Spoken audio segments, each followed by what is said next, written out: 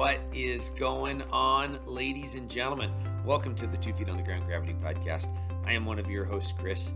As usual, thank you for choosing to tune in today. Hey folks, today you're in for twice the treat. I have husband and wife, Team Jeff and Shawn Thomas, joining us. Both are retired law enforcement officers from Washington State. And as they've moved into the second season of life, they've started the First Responder Conference. They're traveling around America, putting on these conferences, trying to be more proactive in helping first responders than being reactive after the first responder has experienced trauma and loss. So, folks, you're going to enjoy what they have to say. I'm super excited about it. But before we get into that, I want to talk about, you guessed it, Service Peace Warriors. Service Peace Warriors is a 501c3 nonprofit dedicated to our nation's heroes. That's right, the men and women that are returning with war-related post-traumatic stress injuries and other disabilities. Service Peace Warriors has their back. Service Peace Warriors is doing all the work. They're raising the money. They're equipping the veterans with service animals to help them heal. But they've taken it a step further, folks, and this is why I love them so much. They started Maddox Dog Training Academy, a for-profit business, and from the proceeds of Maddox, they further fund Service Peace Warriors, and they also equip first responders with service animals. Absolutely love what they're doing. Folks, if you wanted to join their team right now, it would cost you nothing other than about 15 minutes. 15 minutes. If you Google search Amazon Smile, you'll learn how you can connect your Amazon account to Service Peace Warriors. And then every time you spend a few dollars on Amazon, they're going to kick a few pennies over to Service Peace Warriors. Check out their website, servicepeacewarriors.org today. It's worth your while. Folks, with that, let's jump over to our conversation with Jeff and Shawn Thomas. Jeff and Shawn Thomas, thank you for joining me here on the Gravity Podcast. Thank you. Thank you for having us. Hey, both of you have been going through some major transitions in life. I already said it in the intro, the fact that you organize these first responder conferences, and I want to get to that. But first, I wanted the listeners just to know a little bit more about both of you. And I'll let you guys Rochambeau for it, or whatever you guys usually do to break ties. Can you both tell me just about your career, about how you guys met? Tell me a little bit about your story. No, you go first. That's how we work it out, on the fly. So let's see. I grew up and my dad was a law enforcement officer. He retired from the King County Sheriff's Office after 30 years. So grew up in and around law enforcement, which ultimately brought me into this profession. I was hired in 1997, worked patrol, worked undercover on the buses, so Metro Street Crimes in the warrants unit, and the deadbeat mom and dad unit. That's not the technical, term for it, but that's what we called it. And then worked Metro Patrol. Then I got into Sound Transit. As far as I had an explosive detection dog that's retired.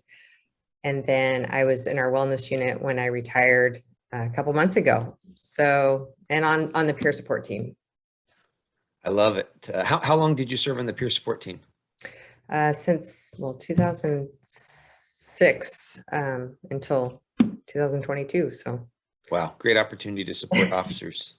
Deputies. Yeah. I really enjoyed peer support and the work that we were able to do to support the deputies and their families. So if I'm doing my math right, 25 years is how long you were on the job? 25. That's awesome.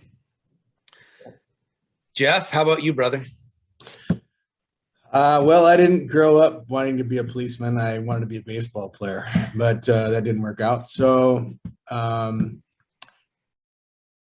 some friends that were in law enforcement and just took a test, and lo and behold, got hired. So I worked for the same place as Shawn, worked King County Sheriff's Office. I did the typical career as far as patrol and detectives, and then I was on the SWAT team for over 18 years. So a lot of my police work was tactical. then I got older and decided it was time to get off the SWAT team. So in our department, when you get older and you're no longer important, they put you back on patrol. So my last 10 years of my career were on patrol, but I became a master police officer and got into training, new recruits, et cetera, et cetera. So June 2020, when things were getting crazy and they were looking to indict cops here in Washington, one gray morning, I decided I've had enough of this. So I hung it up just kind of quickly. Yeah. So I did 32 years. I figured that was enough. I was trying to do 35 just because for some reason that was the number in my head, but I did. I sort of abruptly quit. You know, like I said, it's at one time I thought it was the greatest job in the world, but in the last 5 years it's gotten kind of weird, and I decided it was time for me to do something different. And I like the way you just said that, do something different, because I would argue you haven't hung it up, brother. What you and Shawn are doing through the first responder conferences, you guys, we need great law enforcement officers, right? Yeah. And when you've served 25 and 32 years, you've done your time. But, and honestly, you deserve to like go down to Mexico or wherever else in this world if you want, and just relax and do nothing. However, that's not what you guys are doing. So what was the catalyst? What motivated you both to start this first responders conferences? So what really, I guess, moved it forward was in 2015, Jeff was struggling with organizational stress and also had cumulative stress over the years and was coping with alcohol. And it got to the point where he wasn't feeling well and said, you know, enough is enough and I need to do something about it. And I said, great, now what? You know, we didn't feel comfortable reaching out to the department. We weren't exactly sure what that was going to look like. So we found a confidential resource. We got him the help that he needed. But during that whole process, you know, we realized if we're both first responders and we don't know where to get help, there's got to be other people out there. So my peer support captain at the time suggested we put on a mental health and wellness conference for first responders and their families. And I thought, well, sure, how hard can a conference be? And then I realized it was a lot of work, but we had around 150 first responders attend that conference. And after the conference, there were at least 5 people that reached out for help that I know of. So it was clear to me that there's a lot of first responders that are suffering in silence. And I knew my department, besides peer support, which was more reactive than proactive, didn't really have any wellness programs or that anybody really knew about or that they thought were beneficial. So, I found that to be true with other first responders that I was, you know, having discussions with across the country. And so people started reaching out to me saying, hey, I really like what you're doing. Can you help us put on a conference here? And we just try to move forward with the local boots on the ground folks to make that happen, because every time we have a conference, we have people tell us how beneficial it is. We've had people call and say that it saved their life. And so we became really passionate about the conferences and knew that they were making a difference. And now we just finished our 30th conference and we have more on the schedule. Wow. Hey, Jeff, do you mind unpacking that a little bit, brother? I was SWAT for a couple years, and first of all, just our job has enough testosterone flowing through it. You know, I need to be this tough dude, and now you're a SWAT dog on top of it, right? So now you really need to be tough. And for me, when I experienced post-traumatic stress, I didn't feel it for my SWAT brothers. It wasn't like I felt like they were saying it, but definitely the voices in my head of telling me I needed to be tough and I needed to be strong were preventing me from raising my hand and getting help maybe sooner than I did. And what was that like for you? Was that an added challenge, or did that not play into it? Well, like Shawn mentioned, organizational stress was kind of my issue. My issue is I feel like I'm a good human being, and these things that bother you, they bother me excessively. I said before, the suspects and the interaction with the world and whatnot was the greatest thing ever. I liked that part of it. If I could be, serving a search warrant every day, 3 times a day, and not having to deal with command staff and I mean, you've been there, I'm sure, these people that you just shake your head and go, where are these ideas coming from? So there was a lot of that going on. This was obviously before, the world changed a little bit. So, I guess the one thing about health and wellness and first responders is it varies so much from person to person. PTSD or PTS or whatever they're calling it nowadays. I don't know if I have that or if we all have it. My job never really was affected. I went to work every day. Sometimes I went hungover. So, which is not a good thing to do, obviously. So for me, and we still were talking about stigma and whatnot back even 5 years ago, or 7 years ago, where it was. So, but luckily, I mean, I'm not a person that worries about that kind of stuff. I don't care. I just didn't care if anybody thought whatever they thought. I just wanted to feel better. We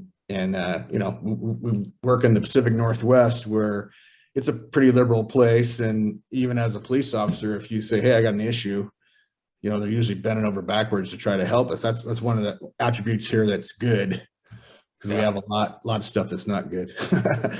But, for me, it was just, like Shawn said, finding some resources that worked.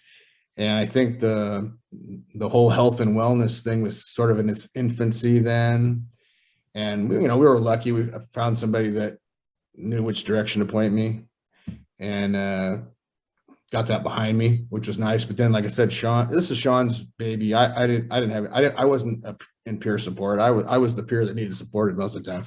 So, we were out there, going 100 miles an hour forward with our hair on fire type stuff. That's which all, creates another issue for most people. So, I loved the job. It was terrific.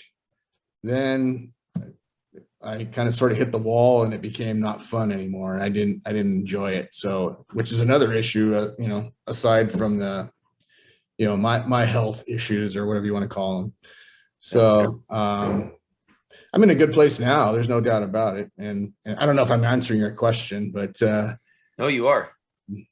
This is Shawn's baby, and, she's a leader. I'm just a support person in it. And I mean, there's no doubt about it. We have a stellar volunteer group that works their tails off trying to do the right thing for first responders, and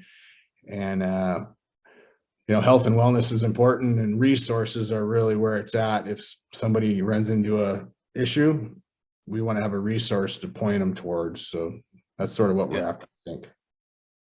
Shawn, what was that like? I mean, you'd already been volunteering as peer support for so long, but it's different. When this involves your family, when this is your husband, it's just different. And what was that like for you? Were you able to, was that awkward trying to transition between, okay, am I being a peer? Am I being a wife? Am I being a partner cop? I don't know. Can you talk about that a little bit? Yeah. I mean, I knew that he needed some type of help. Right. But I know that you can't make people get the help that they need. I mean, they have to want it for it to work. Yeah. And I think Jeff got to that point where, I was patiently waiting. And when he said, I need help, I was like, great, we're going to find you that help. And like Jeff said, but then I was like, now what? Even though I was on peer support, and I think you and I had talked about this in one of our conversations, that even though I was in peer support, I really didn't know about all the resources out there. And I knew how to do a CISD. I knew how to do, a briefing or a one-on-one, but I didn't know what to do if somebody like Jeff needed to, go off to some recovery place. Right. Absolutely. That was completely new to me. I think that, people probably have more of an idea now. But yeah, I mean, just finding the resource was the hardest part for us. And because we weren't exactly sure, what to do at that point. So I think, and like Jeff was saying, that the resources and with the conferences are the biggest thing. Is we don't ever want anybody to be in that place where they're like, I don't know who to call, and so we try to provide as many resources as possible, because like Jeff was saying, it's not a one size fits all. Yeah, so I think completely. that's the big thing. And but as being a police officer, when everything happened, you just go into mission mode, right? And we were able to find the right resource that he needed, and luckily for us, it turned out well in the long run. If I could just add the resources that Shawn's created or whatever, a lot of them, we've tried to vet every one of, everything that we can, because, first responders are a different breed of human. And, I mean, I wasn't just going to settle for, any sort of recovery or, any place. I wanted to go someplace that knew the ins and outs of what first responders go through. And we were able to find that. Maybe one of the first groups of folks who were actually trying to get into that portion of health and wellness was for first responders, So the place I went, and there was other people like me in the same profession that were also there, which, was a terrific thing for me. But that's important to us, is to make sure that first responders are comfortable with where they're going. Because like I said, I think we're a different breed of people, and that's just the way it is. So, yeah. I had a guest on here probably a month or two ago. She's a law enforcement officer wife, mental health professional. Johanna Winder, her husband, John, was a police officer in Mount Lake Terrace for 20 years before he retired. But we were talking about the fact that not all mental health professionals and not all resources are built the same. And for us as first responders to go in and talk with a mental health professional that's not ready to talk with a first responder, we're gonna create a traumatic event for them if we tell them some of the stuff we've seen and experienced, right? And so finding that right fit to where the trust factor is there is huge. Otherwise, it's going to be a horrible experience, right? Without that trust factor. And did you, Jeff, when you guys found this resource, was the first resource you tried that was successful, that was like, yes, this is the right fit? Thankfully, they get cops, they get first responders, or did you have to try a couple resources before you found the right one? Well, like we said, we had a resource that Shawn knew from a conference she had went to. So, and that person was able to find the right fit right off the bat. So yeah, I don't know if I got lucky, or I don't think so.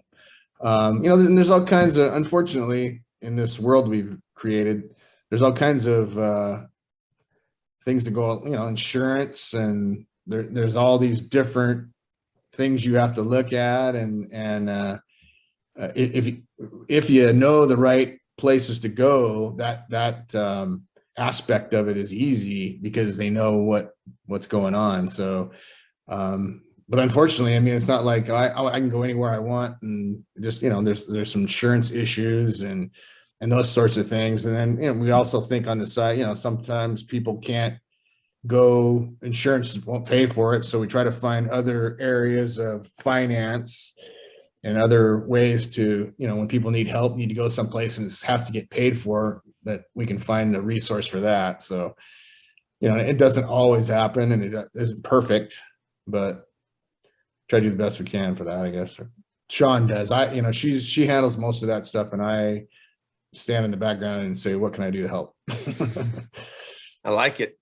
Hey, I don't usually unpack this on the interviews I do, but my wife and I on the opposite weeks do a Marriage Monday podcast where we're trying to answer the question of how do we maintain perspective in life in the confines of marriage.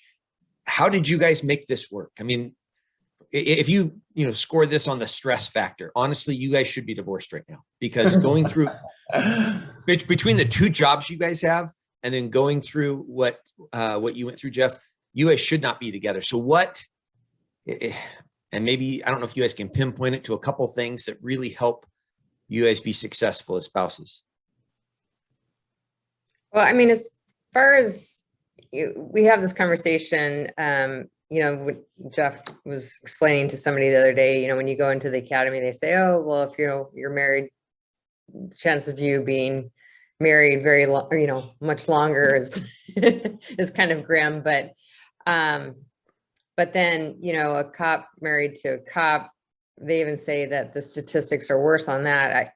I beg to differ. I think that, us both being in law enforcement helped one another because we got it. We understood what each other was going through most of the time. Right.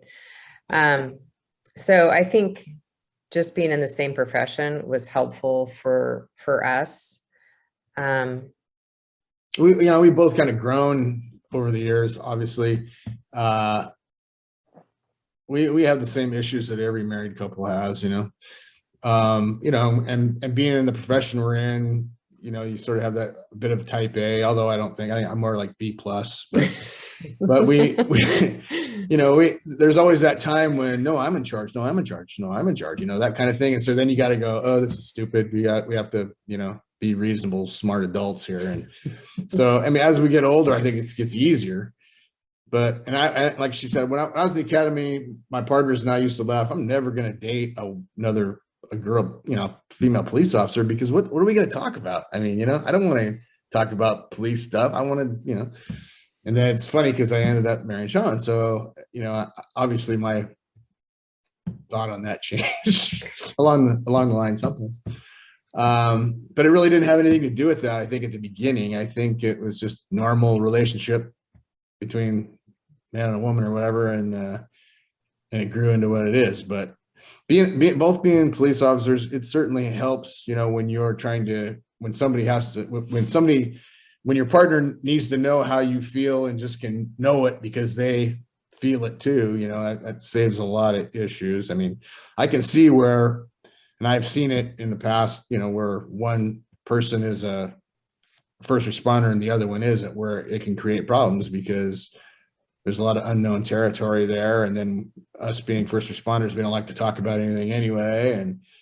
And of course, I think that's an exception too. I don't care about talking. We always laugh because our kids grew up listening to these horrible things at the dinner table, and they weren't horrible to us. They were that's just life, and so our kids kind of got forced to grow up a little sooner than probably, so they're up on everything that's going on in the world, and they always have been, even at 9 and 10 years old, so we always laugh because we're thinking, God, if Child Protective Service ever heard one of our conversations during dinner, we'd probably be in big trouble. But, I mean, I think our kids helped us get through a lot of stuff too, I mean, when you're single, right? It's easier to walk away. When you have kids, there's, that family, you have to think about the family too. And so I think that it was helpful, everything that we've been through having children, because you can't just say, well, I'm done with you, are you really ever done with anybody if you have kids together? No. So it just made more sense. And then Jeff always told me, well, if you leave, I'm coming with you. So I guess it wasn't a choice. Over the last few years, my wife has looked at me a few times and whispered, take me away. I'm like, babe, right now we can't fly. Like, we can't go anywhere right now. We're stuck. So we actually have retreated to the coast a number of times over the last few years, just because we could drive there. Yeah. And it created a place, even though not totally separate from Eastern Washington, it created a temporary escape, if you will. So see, we're the opposite. Hey, we go to Eastern Washington to escape. So there you go. There you go. That's what I'm talking about. Yeah. It's a great place over here. I started over in Western Washington for Linwood. Really enjoyed working there for a couple of years. But this is where I was born and raised. This is where my wife and I met each other in high school. And so we wanted to get back over to Eastern Washington to raise our family, be around the support of family and whatnot. So, hey, what what have you guys constructed? You say you vet people. You want to vet the resources before you bring them into the conference. I love that concept, because again, in order for you both to maintain credibility with these conferences, you got to be bringing in trusted resources that aren't gonna implode on first responders. So what's that process look like for you? And what are is there like different categories of resources that you typically will try to search out as you go to different regions? So when we have a conference, we get a lot of people that reach out saying that, they want to be a part of it. And so basically I, look them up, Google, right? And then I have conversations with them and just try to get a feel the best I can of, what it is that they have to offer. And is it, something that we want them to be a part of the conference? So and then plus when we have conferences in other locations, we ask the local boots on the ground, hey, who do you want to be involved in this conference? And those people have usually had contacts with these resources and have vetted them out, since that they're in that area. I like it. And then has this process, because again, you started back in 2015 or so, not really knowing the different resources. And I was really in the same boat. If it wasn't for the last few years, and just one of the benefits of social media, there's so many negative pieces to it, but one of the benefits is we get to make these connections all across the country and all across the world. And now I just lost my train of thought. I'm sorry. No, the resources, we get to meet all these different people and resources, and you weren't sure originally, but now time has gone on. I'm just trying to make your. It's certainly it's certainly evolved, because the first conference compared to the 30th conference, the wheels have been greased pretty well. The one thing that Shawn and her crew does is it's first responder. It's not just police. So maybe, that's where our thinking is kind of evolved too, because I think in the first conference, it was, I don't know if we were thinking in terms of, EMS and dispatch and this and that. I think, we were kind of on, because we work for a police department and we were thinking police, but that has evolved. So when she's talking about resources, she's not just talking about police stuff. She's talking about, fire and EMS and,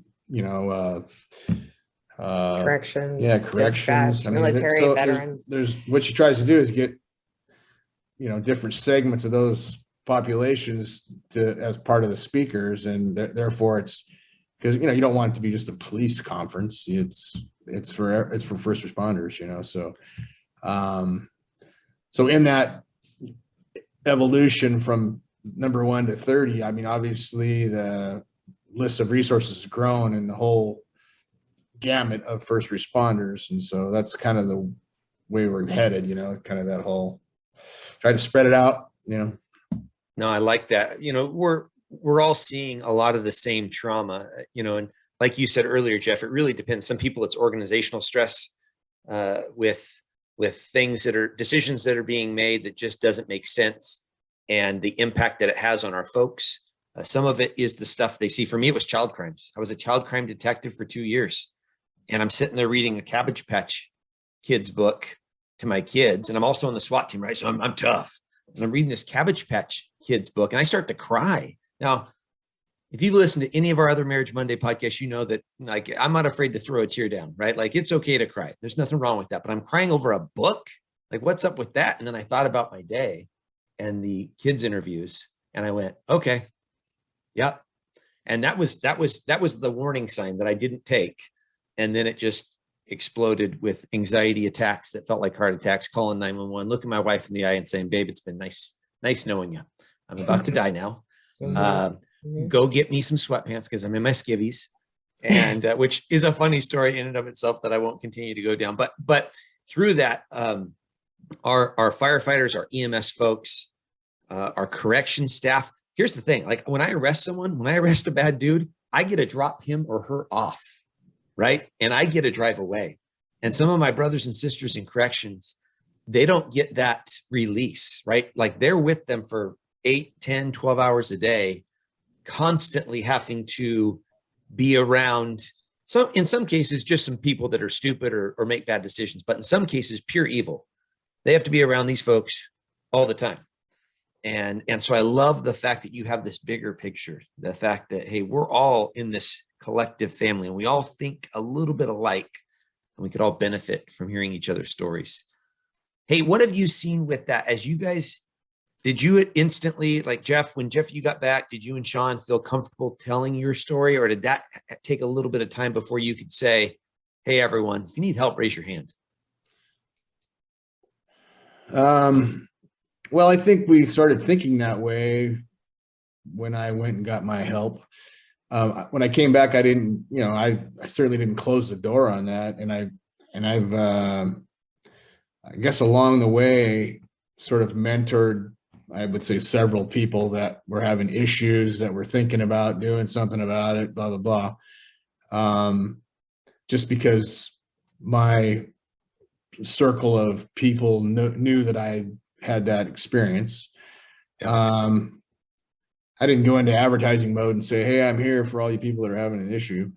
But I have absolutely no problem with that. I mean, I enjoy that more than, most people know. Because I guess I have been there. It's there. I don't know if for me, it was a pleasant situation just because I needed a change of scenery. And it worked out for me being that way. And when I went to rehab for 30 days, and I didn't really realize it at the time, but while I was there, I was like, this change of scenery is exactly what I needed, just to be out of the environment I was in, and the funny part about it is the environment I was in wasn't that bad. It was just, to me, it was bad. Some of the decisions that were being made. And like I said, I could stand all day long in the muck and the suspects, and how it is. I mean, if you work street crimes, there's a fine line between us and them. You just got to make the right decisions to be the right person, and sometimes that doesn't happen on the other side. So, but like I said, I mean, for me, it was a change of scenery. That was the best thing, and it's all about perspective. I mean, Shawn was talking about, she was witnessing me do what I was doing and had concerns about it. And to me, I don't even think I really wasn't that concerned. I was more like, I was tired of feeling crappy, so then you get into the, depending on what your drug of choice is, I guess the decision has to be made about whether you're an addict or not, or whether you're an alcoholic or not, or whatever. And so I've been down those roads and studied and researched and read everything I can read. And so then you have those decisions you got to make, whether or not you have to treat yourself as an addict or whatever. So it's all encompassing big thing. I mean, and luckily for me, like I said, where we worked, it was well taken care of. There was no issues when I came back to work. I went right back to work, and, I chose not to go the supervisory route.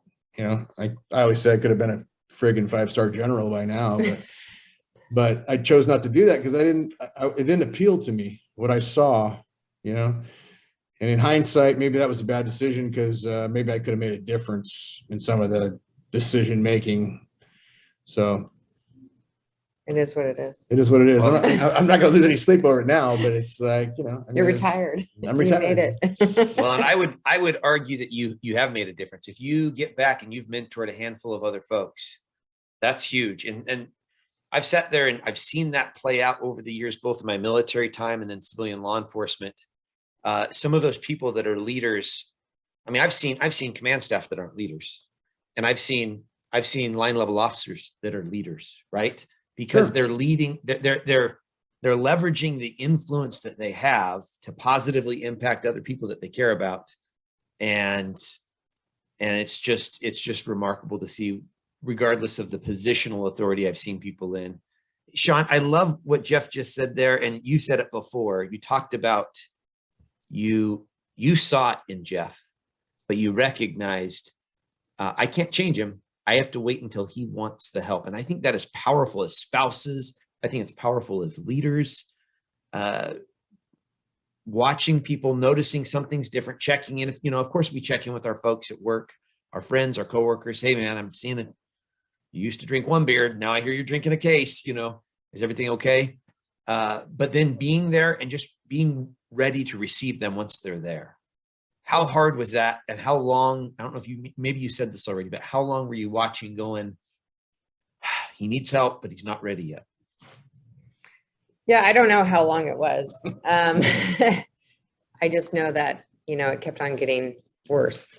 And so I was glad that when he asked for help, it definitely was time. It was probably overdue. But I think part of the problem too was, for me, it was cultural. It was cultural. I grew up in that era where, I think when we were 10, when we were going on 25, we wanted to be adults, and we saw the adults, what they did was they drank and did whatever they wanted to do. And that culture just kind of carried through for me. And I know, I have a lot of friends that went to school with or whatever, the same age as me, that sort of battled the same thing. So yeah. For me, it was cultural, I think. And then it just got to be a coping mechanism is what it came down to. And, I don't think I'm an alcoholic. I think I'm a alcohol abuser to cope is what it kind of came down to. Because I don't have any of those issues now. I don't feel the same way I felt then. I think, I just kind of felt like I was painted into a corner. And I think that's part of the reason why alcohol was my drug of choice, I guess you would say. So, but yeah, like I said, I probably wasn't, I wasn't seeing it through Shawn's eyes. And finally I sort of did. Like I said, for me, it was I knew what I felt like when I felt good, and I didn't feel good. So I just wanted to change that. So I think a lot of times before I took the final step and said, I need to do something, I said it several times along the way, like, I need to make some changes. I need to do some different stuff here, just never activated it, and then finally did. So, yeah. Hey, I love the compliment of both of your experiences. I feel like you're going to get a broader audience. Just with both of your different experiences through law enforcement, I feel like you as a couple are going to reach more people. I mean, a number of times, Jeff, you've pointed back to, hey, this is Shawn. Shawn is the one, her and her staff are the ones that are doing all the work. But the fact is sometimes resume means something. And the compliment from both of your experiences, from street crimes to SWAT to patrol to detectives, I feel like it's going to reach a broader audience across our country because of that. I've seen it before. Where the tough folks in the room aren't going to be listening until they hear that the speaker has a SWAT background, and then it's like, all right, I give you credibility based on your background. I'm listening now. Tell me what you got to, what message you have. Hey, if someone is kind of looking left and right and going, we don't have this resource. I have no clue the resources that are in my area. We don't have a first responder conference or something similar going on, and they wanted to organize one in their state or their region. What's that first step? Well, just basically contacting us via our website, which is the number one, stresponderconferences.org. So they can just give us a call or use the contact form. And then I basically walk them through that process. How about if someone is struggling? Do you have a space on your website that they can click on that also connects them with either phone numbers or kind of that starting point if they just have absolutely no clue? Not on the website, but they can give us a call and contact us. That's something that I've thought about doing. The problem is resources always change, right? Yeah. And so you want to make, and you want to make sure that you provide people with options or the appropriate options. So not that I don't think having a list on our website I don't think it's a bad idea. I just want to make sure people land in the right place or are giving the best options for them. I agree with you. Honestly, when I was confronted with my issues, a list of resources would not have helped me. It would have been consumed, just, overwhelming. And having a trusted person, and that's what I did. I had a trusted person that I went to first that listened to me and then got me heading in the right direction to heal my brain, was significant. Hey, I'll drop that down in the details of the podcast, ladies and gentlemen. So check out firstresponderconferences.org. Jeff, Shawn, thank you for carving out time to tell a little piece of your story. I'm just excited to continue to get to know you folks. I love the fact that you're local, and thank you so much for this time. Thank you. Thanks for having us. Wow, great work that Jeff and Shawn are doing to help first responders in our country, hopefully around the world, as well as we keep this conversation going of how do we do a better job of being proactive versus reactive. Hey, Jamie and I want to hear from you. There's a couple different ways that you can do this. One, follow the podcast so that you see each additional episode. Also, if you're consuming this on Apple or Spotify, you can still rate and review us. That will increase our viewability on those platforms. Scroll down to the bottom of our front page. There's 5 little stars waiting down there for you folks. If we've earned it, we'd really appreciate a 5-star rating. If we haven't, maybe shoot me an email at chris@gravityct.com. Let us know how we can make it better, maybe future Marriage Monday topics or guests for me to interview. Folks, we only get to live this life once. Go out and do it well. Love the people around you. Take care. God bless.